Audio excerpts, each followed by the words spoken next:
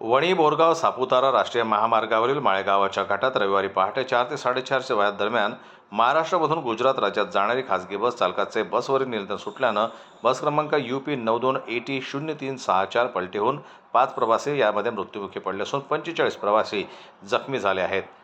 5 passenger गिर गए हैं। बाकी सब पैसेंजर को पुलिस और आसपास के जो लोग हैं उनकी मदद से हम लोगों ने सर्वाइव कर लिया है। खाई में से सबको निकाल दिया गया है और उनको सबको अंडर ट्रीटमेंट लेकर आए हैं। वहाँ से बिल्कुल पास 6-7 किलोमीटर दूर ही है जो शामगान CSC सेंटर है, वहाँ पे हम लोगों ने ट्रीटमेंट लेकर आए हैं। जिला वहीवटी तंत्र की ओर से कलेक्टर साहब यहाँ पे आ चुके हैं और उन्होंने पूरे डिस्ट्रिक्ट के जितने भी डॉक्टर्स हैं, प्राइवेट डॉक्टर्स हैं, सबको यहाँ पे शामगान सेंटर में बुला लिया है। उन 40 में से कुछ जो 7-8 लोग ज्यादा इंजर्ड हैं, उनको भी हम लोगों ने आह्वा के सिविल हॉस्पिटल में वहां पे भेजा गया है। उनकी ट्रीटमेंट वहां चालू हुई है। फॉर्चुनेटली उनकी डेथ वो खतरे से बाहर है वो लोग।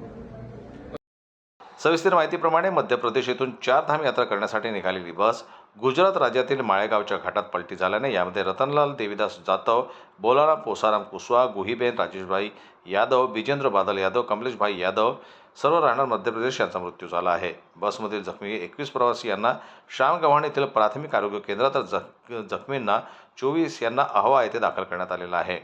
जनमत न्यूज करता बोरगाव प्रतिनिधी लक्ष्मण बागुल यांची रिपोर्ट।